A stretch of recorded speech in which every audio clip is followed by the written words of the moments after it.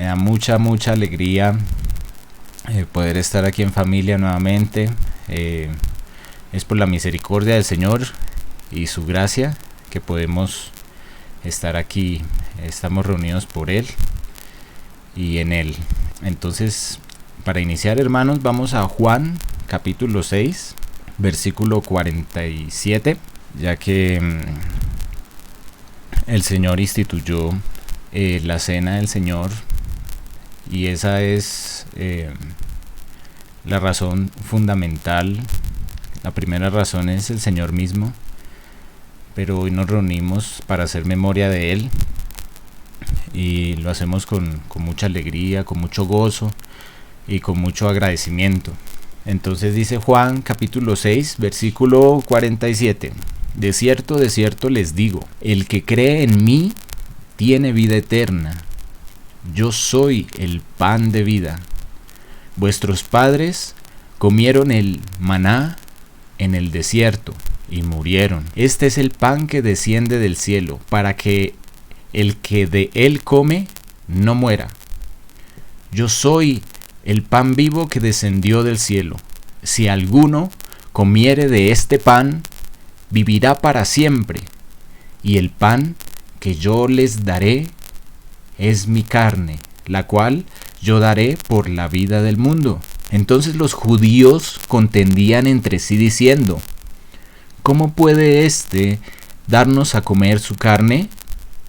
Jesús les dijo: de cierto les digo, si no comen la carne del Hijo del Hombre y bebéis su sangre, no tenéis vida en vosotros. El que come mi carne y bebe mi sangre tiene vida eterna, y yo le resucitaré en el día postrero, porque mi carne es verdadera comida y mi sangre es verdadera bebida.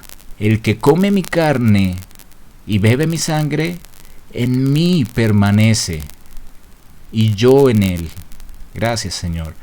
Como me envió el Padre viviente, y yo vivo por el Padre, asimismo, el que me come, él también vivirá por mí. Este es el pan que descendió del cielo, no como vuestros padres comieron el maná y murieron.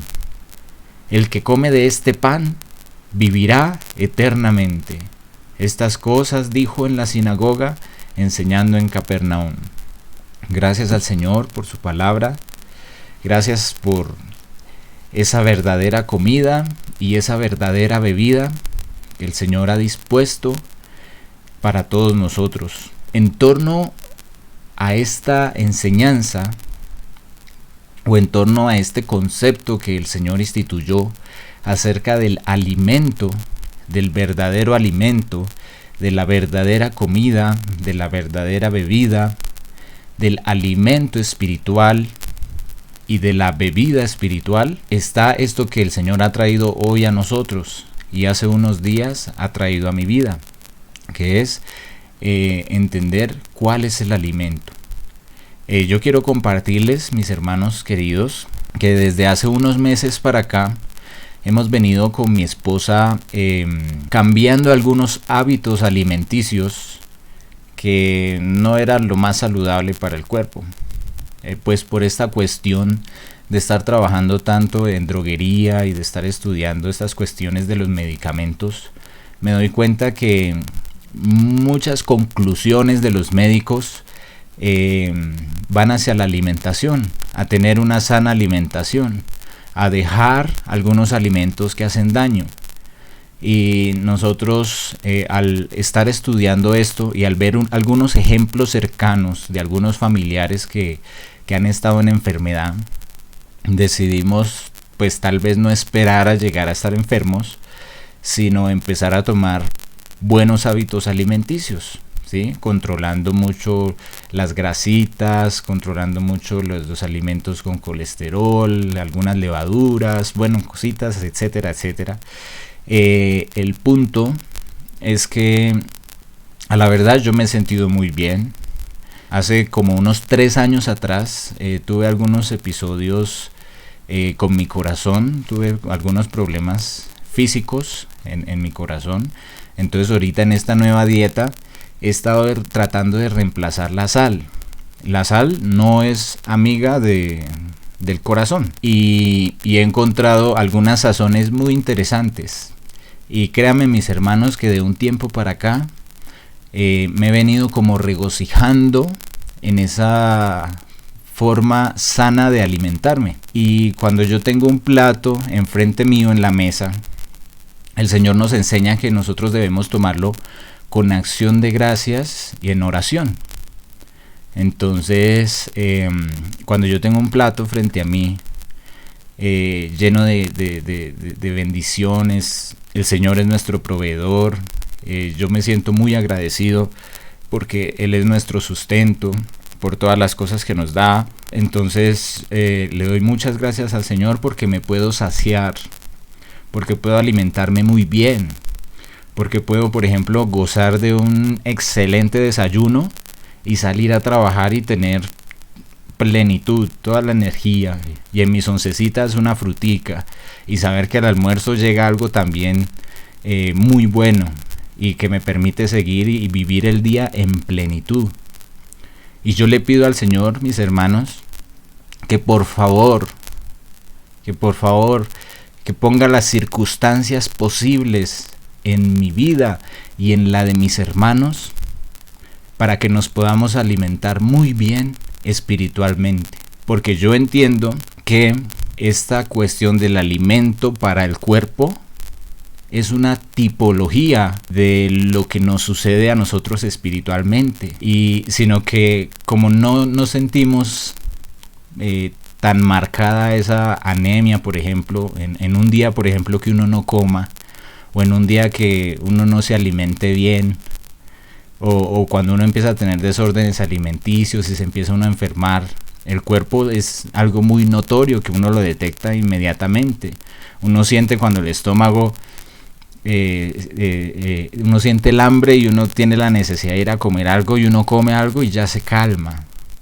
Espiritualmente es un poquito más disimulada la cuestión, y a veces nosotros podemos pasar por alto esa falta de una buena alimentación espiritual. Entonces yo le pido al Señor en mi oración que me permita, y a toda mi familia y a todos los hermanos, que nos permita alimentarnos bien espiritualmente, que podamos también mirar qué alimento nos puede hacer daño, hablando espiritualmente, y poder tener una buena dieta, saber que nos podemos levantar en la mañana y gozar de un excelente desayuno espiritual, que es una provisión que el Señor nos da. Es ese alimento espiritual que ahorita vamos a mirar algunos ejemplos. Por ejemplo, es la palabra. Entonces ese alimento espiritual que el Señor nos trae, que el Señor nos sirve, que el Señor ha provisto para nosotros. Qué alegría, hermanos, poder, digamos, levantarnos temprano y buscar al Señor y hallarlo, y poder estar con Él y sentir cómo se sacia nuestro espíritu y cómo podemos tener un buen desayuno espiritual. Y a la mitad de la mañana tener unas oncecitas espirituales quizás. Y a la hora del almuerzo de pronto volver a recargar esas energías para vivir un día en plenitud con el Señor, agradándole, estando con Él. No descuidándonos en esa parte, sino permitiendo que el Espíritu y que su palabra hagan toda la obra que ellos hacen. Entonces ha sido una reflexión muy importante para mí, porque así como si nosotros descuidamos el cuerpo, se enferma o empieza a tener algunas anomalías. Entonces, igualmente, como es una tipología, nosotros debemos también aprender cuál es el alimento que el Señor nos provee, y también cuál es el alimento a tiempo que el Señor también ha dispuesto en su casa y ha puesto como administrador algunos hombres. Entonces, por ejemplo, en Mateo 24, versículo 45, me parece, sí, versículo 45, dice, ¿quién es aquel siervo prudente? Entonces ya está hablando de un hombre que el Señor ha puesto en su casa para que les dé el alimento a tiempo. Y es en un contexto muy interesante. Recuerdan que la última vez habíamos hablado acerca de la parábola de las 10 vírgenes y lo habíamos enfocado en lo que era la lámpara y el aceite, en tener la palabra, pero también en hacerla, en no solamente ser oidores de la palabra, sino también hacedores. Y mirábamos donde decía que id y comprad a los que venden aceite. Entonces el aceite, aquí podemos nosotros ver un ejemplo de un vendedor de aceite. Entonces, ¿por qué? Porque la parábola de las 10 vírgenes y este versículo de Mateo 24, 45 están en un contexto, por decirlo así, de atalaya, de estar, de apercibirse de los tiempos y llenarse de la palabra, pero no solamente llenarse de palabra, sino de ejecutar esa palabra, de permitir que sea más allá que un conocimiento y que sean las obras que el Señor hace en nosotros y nosotros por consecuencia de la fe también Él preparó unas obras de antemano para que anduviésemos en ellas. Entonces, en medio de, por ejemplo, el contexto del fin del siglo, dice que cuál es el siervo prudente que ha puesto el Señor en su casa para que les dé el alimento a tiempo. Ya ahorita vamos a mirar el contexto de ese versículo. Quisiera que fuéramos y miremos un par de citas acerca de la comida y la bebida. Entonces vamos a mirar Hebreos capítulo 4 versículo 12.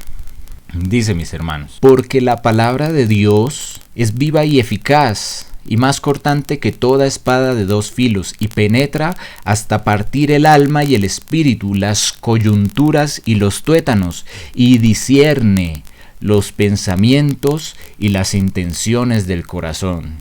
¡Wow! Y no hay cosa creada que no sea manifiesta en su presencia. ¡Wow! Antes bien, todas las cosas están desnudas y abiertas a los ojos de aquel a quien tenemos que dar cuenta.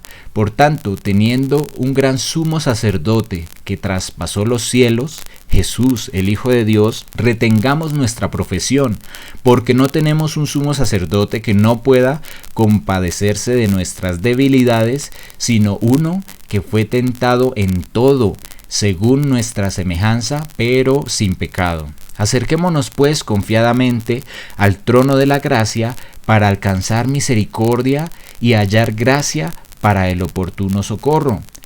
Porque todo sumo sacerdote tomado de entre los hombres es constituido a favor de los hombres, en lo que a Dios se refiere, para que presente ofrendas y sacrificios por los pecados, para que se muestre paciente con los ignorantes y extraviados, puesto que él también está rodeado de debilidad, y por causa de ella debe ofrecer por los pecados, tanto por sí mismo como también por el pueblo. Y nadie toma para sí esta honra, sino el que es llamado por Dios, como lo fue a Aarón.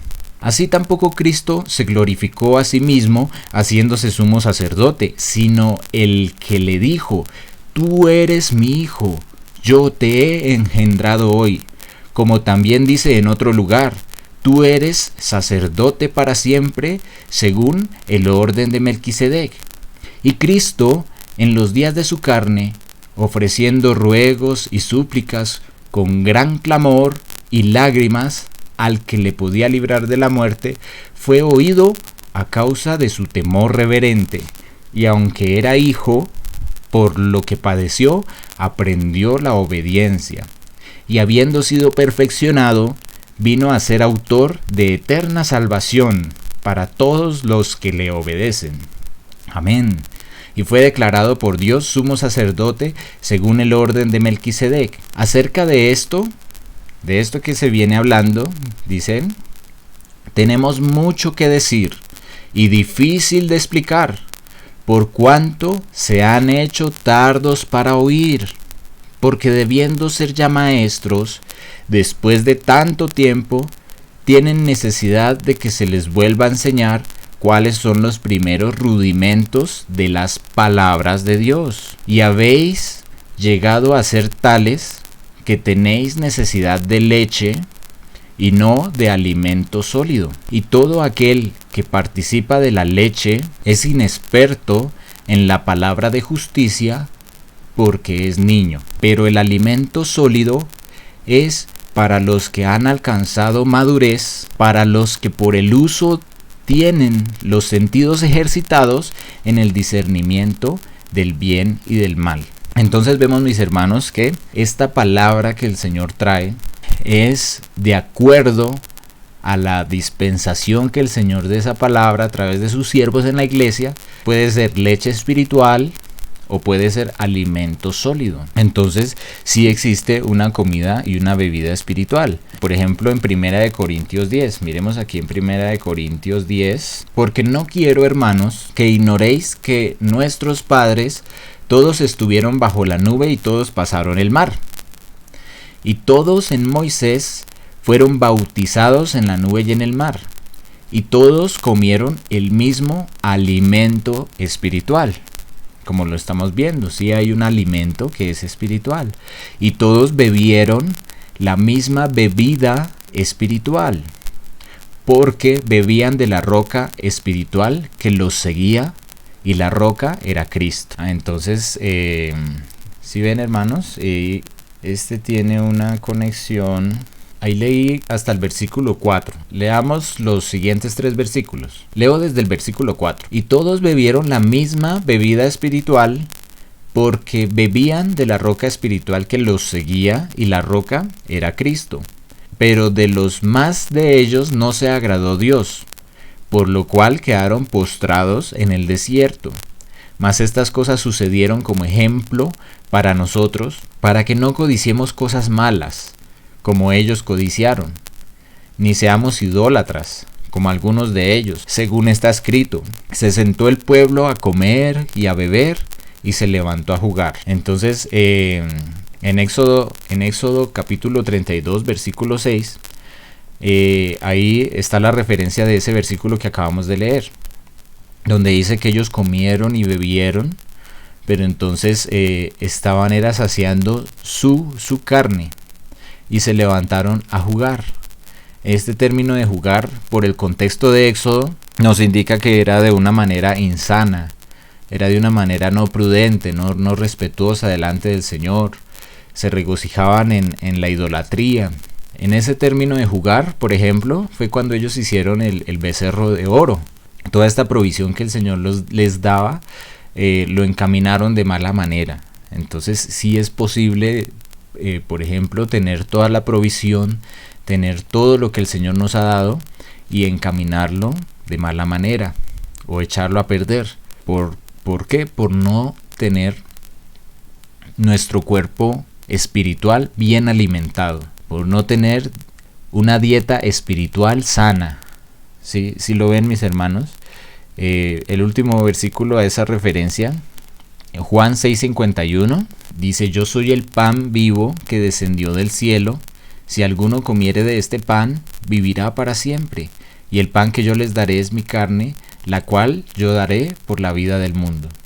Entonces nosotros miramos que el alimento del Señor es el Señor mismo y es su palabra. Es toda esta obra que es inescrutable, toda esta obra que es tan profunda, tan preciosa, que compende el misterio de Dios, el misterio de Cristo, el misterio de su voluntad, que es todo lo que el Señor hace y cómo nos conforma como pueblo a su imagen y a su semejanza y conforme a su propósito. Miremos 1 de Pedro capítulo 2 versículo 2, dice: deseen como niños recién nacidos la leche espiritual no adulterada.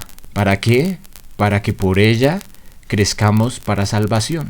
porque todo tiene un proceso, ¿cierto, mis hermanos? Cuando nosotros, la Biblia nos enseña que tenemos dos nacimientos, un nacimiento en carne y un nuevo nacimiento espiritual. Entonces, cuando nacemos espiritualmente, no nacemos siendo grandes. Nosotros nacemos siendo bebecitos, y el bebecito no come alimento sólido todavía, porque no le es provechoso para su organismo. Toma su lechecita espiritual, y esa leche espiritual es muy rica, es la que es necesaria para que crezcamos, y aquí dice para que crezcamos para salvación.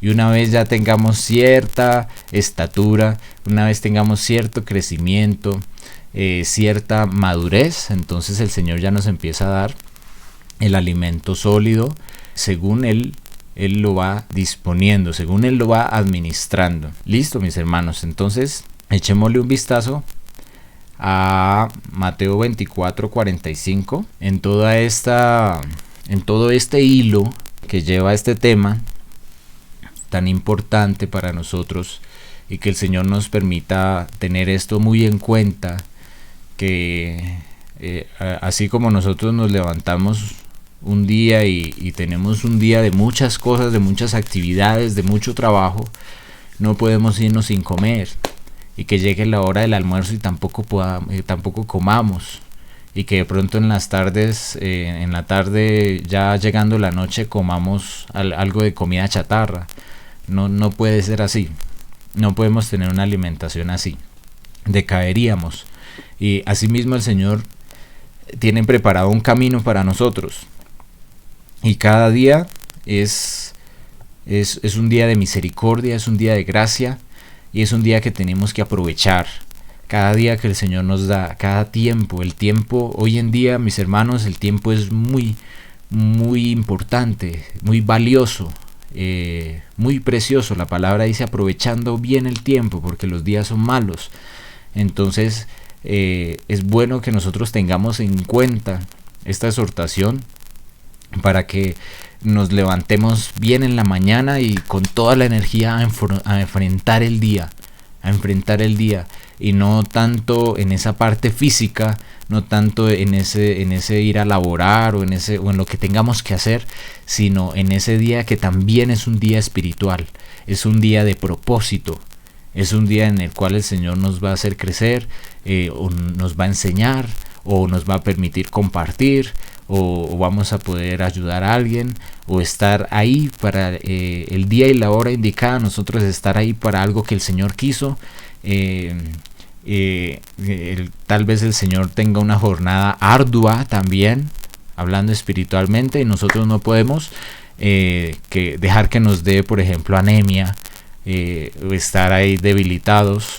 Que el Señor nos permita, así como esa oración cuando tenemos el plato de comida al frente, que el Señor nos permita, así como nos regocijamos con esos banquetes, así mismo alimentarnos espiritualmente, así quedar saciados y quedar llenos y tener para compartir, y estar fortalecidos en el Señor, y con esas defensas arriba, estar saludables espiritualmente. Entonces eso es muy importante. Y la hilación de esta idea con Mateo 24:45, porque es por la urgencia de los tiempos, mis hermanos. ¿Por qué? Porque Mateo 24:45, pues lo que les decíamos, está en un contexto del fin del siglo. Entonces, cuando nosotros pensamos en Mateo, miremos un contexto general acerca de Mateo. Ellos venían algún par de décadas en esa época de Mateo haciendo algo que se llama la transmisión oral. Entonces se enseñaba la palabra, se transmitía todo lo que el Señor Jesús había hecho, lo que el Señor Jesús había enseñado. Entonces Mateo decidió tomar todas estas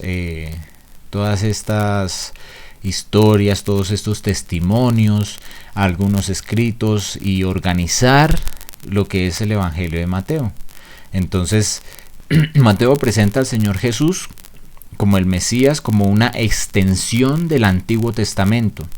lo presenta en genealogía con Abraham, David, y cuando el Señor Jesús nace, entonces se lo presenta como el cumplimiento de todas estas señales, de todas estas promesas que venían del Antiguo Testamento. Entonces es como una extensión y hace una relación muy interesante entre Moisés y el Señor Jesús, porque Moisés salió de Egipto, después fue bautizado en las aguas y después estuvo en el desierto 40 años y luego subió al monte para recibir los mandamientos.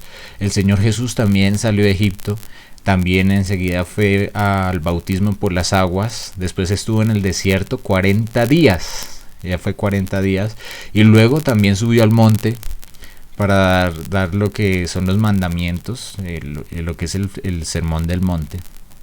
Entonces, todo este preámbulo se hace en Mateo del capítulo 1 al 3. Del capítulo 4 al 7 se anuncia lo que es el reino de Dios. Entonces, el reino de Dios se ha acercado y hay una serie de eventos donde el Señor empieza a sanar a las personas, donde empieza a restituirlas, donde empieza a mostrar cuál es el perfil del reino, y empieza a dar lo que es el sermón del monte. Del capítulo 8 al 10 nosotros tenemos 3 historias de sanación y salvación y luego una exhortación a seguir al Señor. Nuevamente 3 historias de sanación y salvación y nuevamente una historia de exhortación para seguir al Señor. Y luego otras 3 historias de sanación y salvación. Entonces, en el capítulo 10, por ejemplo, él enseña algunos parámetros de cómo anunciar el reino de Dios y cuáles son y qué es lo que debemos esperar. Entonces, del capítulo 11 al 13 se empieza ya a detallar un poquito acerca de la identidad del Señor Jesús. De si Él es el Mesías, de que si no es el Mesías. Habían personas que lo habían reconocido inmediatamente, habían otras personas que eran neutrales y habían otras personas que lo rechazaban completamente. El capítulo 11 y 12 es una serie de confirmaciones acerca de quién es Él. Del capítulo 14 al 20, entonces él provee alimento para mucha gente, porque el alimento proviene de Él, ¿sí? Y los que están con Él y los que son cercanos, el Señor los alimenta por su amor, por su bendición, por su provisión, por su providencia. Entonces ahí viene también luego de esto una confrontación entre los que esperaban un rey militar, un rey que gobernara de una manera a lo gobierno del mundo, y el Señor empieza a mostrar que su gobierno no es de este mundo, que su gobierno es distinto, que el menor será el mayor, que el que gana su vida es el que la pierde. Entonces es un gobierno un tanto distinto acerca de eso. Entonces él empieza a enseñar que la naturaleza de ese reino no es como la de este mundo.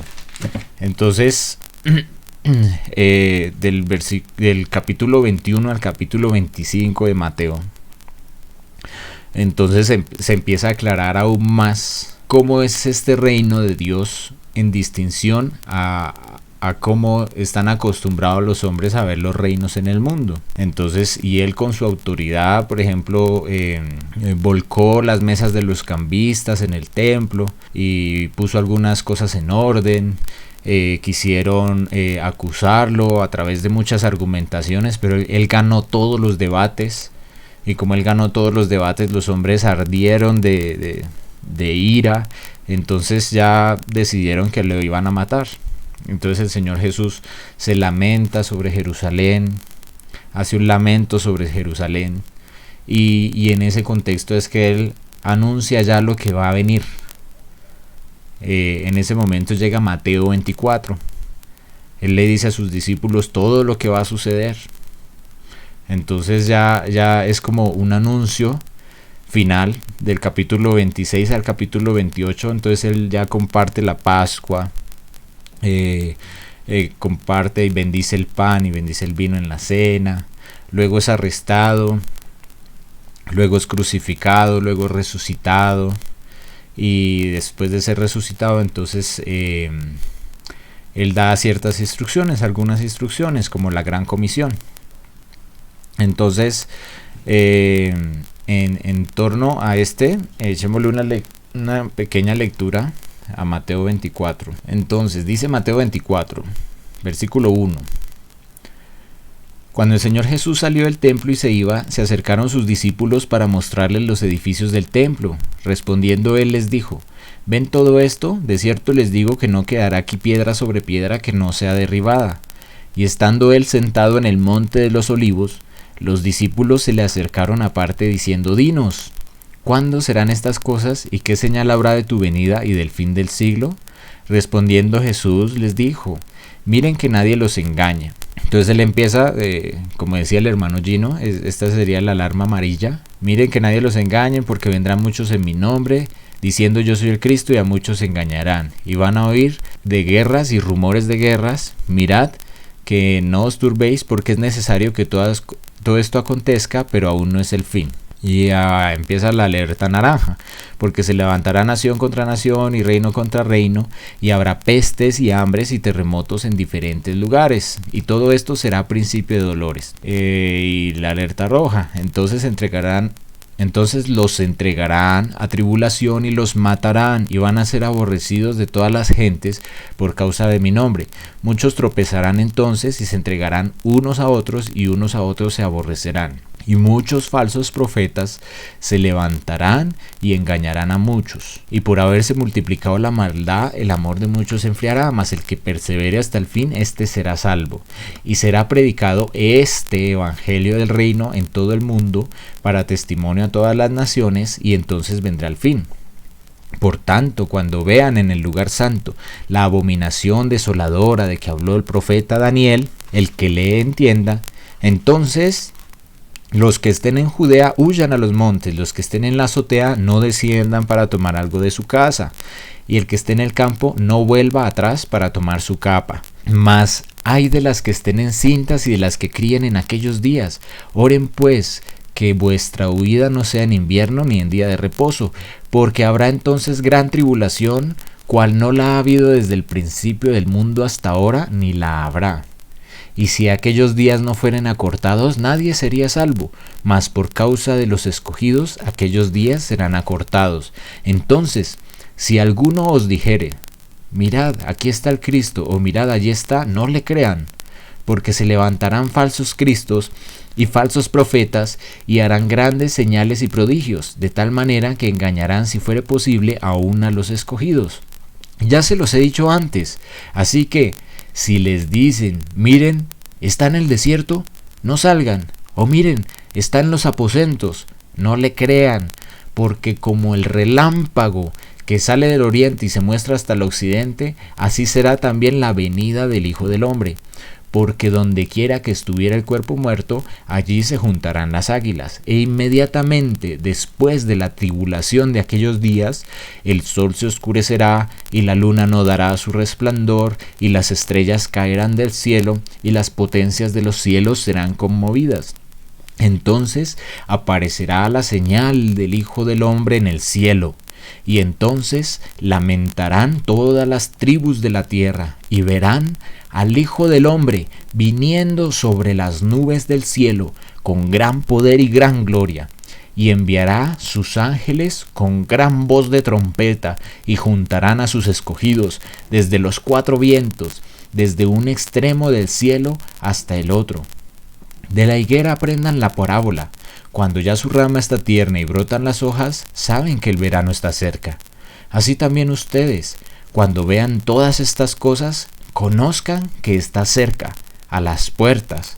De cierto les digo, que no pasará esta generación hasta que todo esto acontezca. El cielo y la tierra pasarán, pero mis palabras no pasarán. Pero el día y la hora nadie sabe, ni aun los ángeles de los cielos, sino solo mi Padre. Mas como en los días de Noé, así será la venida del Hijo del Hombre. Porque como en los días antes del diluvio estaban comiendo y bebiendo y casándose y dándose en casamiento hasta el día en que Noé entró en el arca, y no entendieron hasta que vino el diluvio y se los llevó a todos. Así será también la venida del Hijo del Hombre. Entonces estarán dos en el campo, el uno será tomado y el otro será dejado. Dos mujeres estarán moliendo en un molino, la una será tomada y la otra será dejada. Velen pues, porque no saben a qué hora ha de venir vuestro Señor. Pero sepan esto, que si el padre de familia supiese a qué hora el ladrón habría de venir, velaría y no dejaría minar su casa. Por tanto, también ustedes estén preparados, porque el Hijo del Hombre vendrá a la hora que no piensan. Y dice el versículo 45, ¿quién es, pues, el siervo fiel y prudente, al cual puso su Señor sobre su casa para que les dé el alimento a tiempo? Bienaventurado aquel siervo al cual, cuando su Señor venga, le halle haciendo así. Entonces, si ven, mis hermanos, el contexto tan importante en el que el Señor determina una administración de un alimento a tiempo.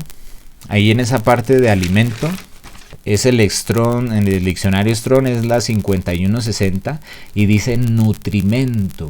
Entonces no es un alimento cualquiera, sino es un alimento que nutre. Dice sustento. ¿Quién será el que les dé el sustento a tiempo?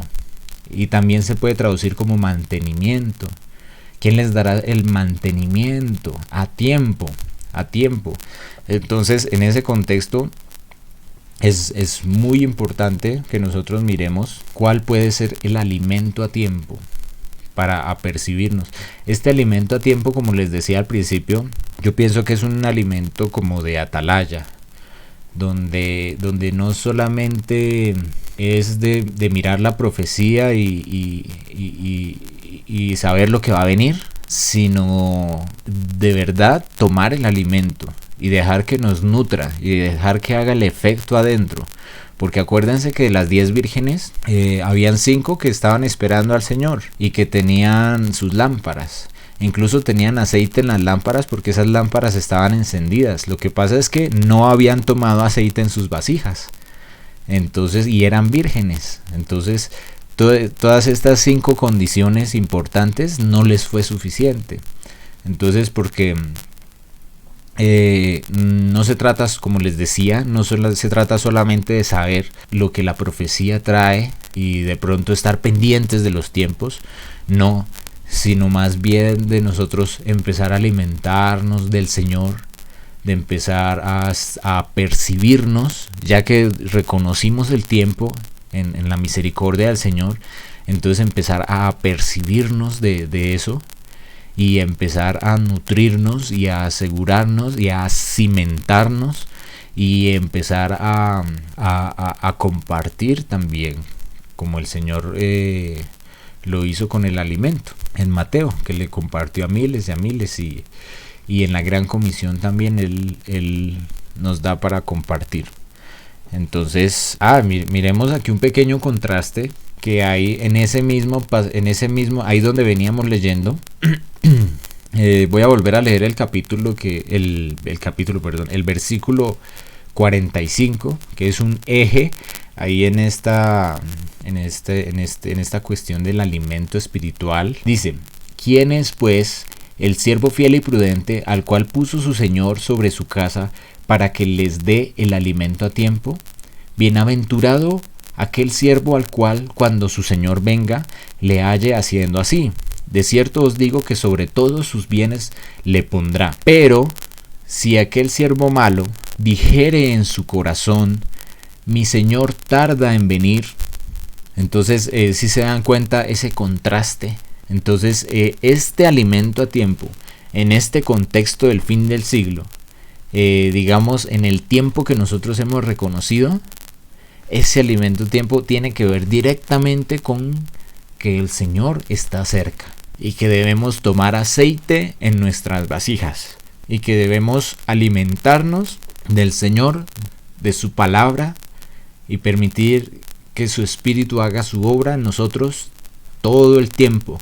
y prepararnos. Esto deberíamos hacerlo independientemente del tiempo que haya de venir. Todo el tiempo, además, que mayor deleite y que mejor que poder estar nosotros en el Señor y poder estar en su palabra.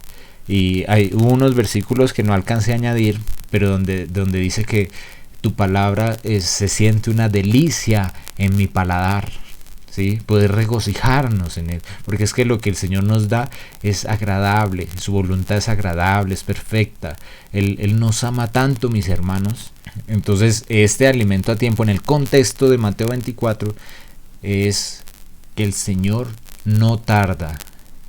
Tiene que ver con todo ese concepto, con todo ese reino que el Señor anunció, ese nacimiento de ese niño como cumplimiento de todo el Antiguo Testamento, así como lo presenta Mateo, ese acercamiento del reino, esa descripción del reino, esa descripción de quién es el Señor Jesús, y esa venida como león, esa venida como rey en su reino es muy importante, porque el versículo 48 dice: pero si aquel siervo malo dijere en su corazón, mi señor tarda en venir, y comenzare a golpear a sus consiervos, y aún a comer y a beber con los borrachos, vendrá el señor de aquel siervo en día que éste no espera. Entonces sí es el señor de ese siervo.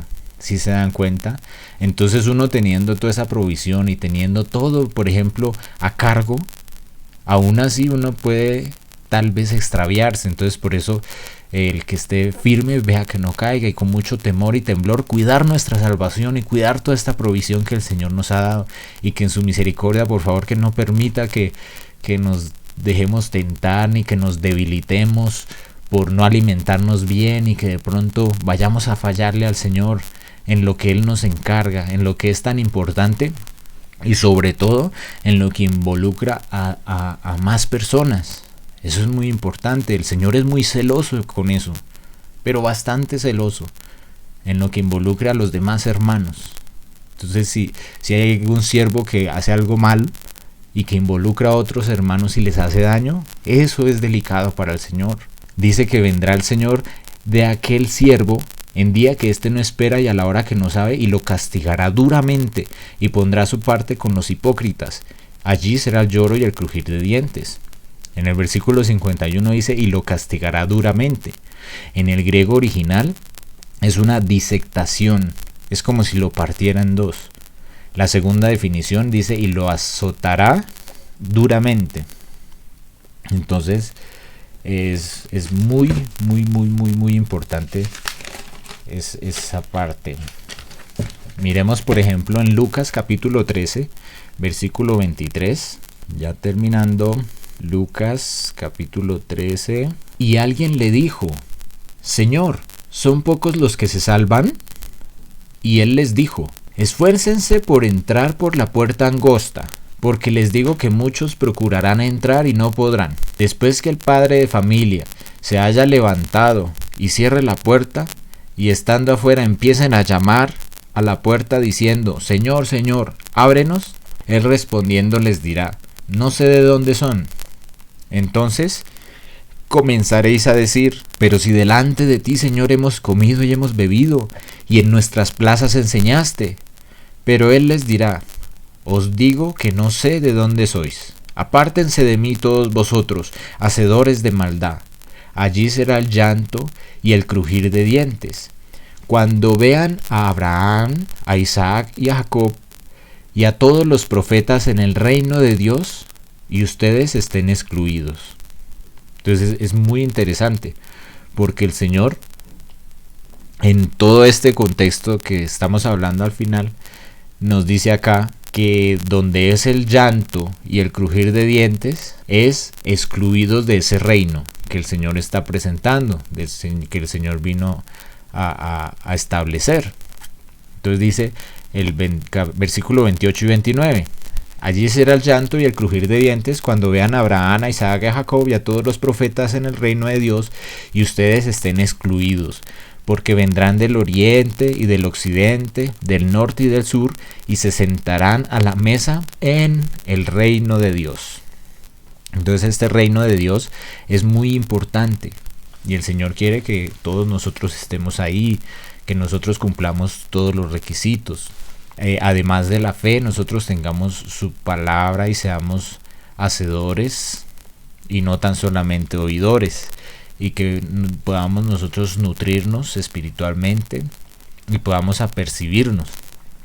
Esta palabra de apercibirnos me recuerda mucho lo de Ezequiel 33. Miremos un ejemplo en Isaías 56 y ahí sí miramos Ezequiel 33 y ahí terminamos. Y a los hijos de los extranjeros que sigan a Jehová para servirle y que amen el nombre de Jehová para ser sus siervos, a todos los que guarden el día de reposo para no profanarlo y abracen mi pacto, yo los llevaré a mi santo monte y los recrearé en mi casa de oración. Sus holocaustos y sus sacrificios serán aceptos sobre mi altar, porque mi casa será llamada casa de oración para todos los pueblos. Dice Jehová el Señor, el que reúne a los dispersos de Israel. Aún juntaré sobre él a sus congregados. Todas las bestias del campo, todas las fieras del bosque, venid a devorar. Y dice unas características que el Señor vio en sus atalayas. Sus atalayas son ciegos, todos ellos ignorantes, todos ellos perros mudos, no pueden ladrar, soñolientos, echados, aman el dormir. Y esos perros comilones son insaciables. Y los pastores mismos no saben entender. Todos ellos siguen sus propios caminos. Cada uno busca su propio provecho. Cada uno por su lado. Entonces si nosotros miramos en las escrituras hay muchas exhortaciones donde el Señor enseña a ser un buen atalaya. En Jeremías 6:16 él dice, escuche la trompeta atalaya y anuncie. Y él le responden directamente y le dicen, no escucharemos, no escucharemos. Entonces es muy importante.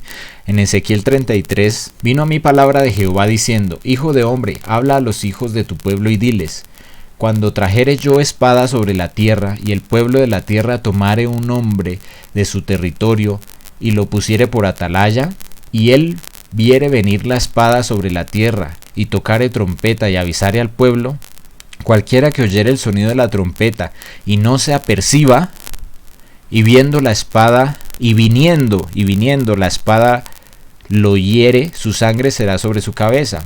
El sonido de la trompeta oyó, y no se apercibió, su sangre será sobre él, mas el que se apercibiere librará su vida. Pero si el atalaya viere venir la espada y no tocare la trompeta, y el pueblo no se apercibiere, y viniendo la espada hiriere de él a alguno, este fue tomado por causa de su pecado, pero demandaré su sangre de la mano del atalaya. A ti, pues, hijo de hombre, te he puesto por atalaya a la casa de Israel, y oirás la palabra de mi boca, y los amonestarás de mi parte. Entonces, ¿cómo los amonestará y cómo les hablará? De la palabra de la boca del Señor. Es muy interesante la relación directa que tiene este atalaya con el versículo de Mateo 24:45, donde dice, ¿cuál es el siervo fiel y prudente que ha puesto el Señor en su casa? Que lo ha puesto el Señor para que dé el alimento a tiempo. Porque también es un contexto donde vienen guerras, donde viene todo lo del fin del siglo, pero el Señor no lo pone solo como avisarle al pueblo, sino que les dé un alimento. Es algo que no solamente se escucha, sino algo que entra, algo que nutre, algo que da energía, algo que mantiene saludable, algo que nos conecta en espíritu con el Señor, algo que nos guía, algo que nos da luz, algo que nos provisiona, algo que nos sustenta, algo que nos regocija, algo que nos pone bonitos, algo que nos ayuda a estar de la mano con el Señor siempre, a toda hora, en todo momento. Entonces, hermanos, apercibámonos, como dice esa parte de la atalaya. ¿Para qué? Para que no bajemos la guardia en nuestros alimentos espirituales, para que sigamos alimentándonos muy bien de lo que el Señor trae para nosotros, y tal vez los que no nos estemos alimentando muy bien, para que nos exhortemos en el Señor y podamos empezar a tomar una buena alimentación, un buen desayuno espiritual, unas buenas onces espirituales, un buen almuercito espiritual. Esa es la voluntad del Señor, que estemos en Él. El Señor dice que el que come mi carne y bebe mi sangre está en mí y yo estoy en Él. Entonces él es verdadera comida y Él es verdadera bebida, y tenemos su palabra también, que es un alimento sólido que nos nutre. Y si tal vez estamos empezando, tenemos esa leche espiritual preciosa que debemos anhelar para crecer para salvación. Entonces, mis hermanos, muchas gracias al Señor y por su palabra que nos trae hoy. Personalmente les envío un abrazo grande a cada uno de ustedes. Los quiero mucho, mis hermanos, y ahí seguimos en contacto.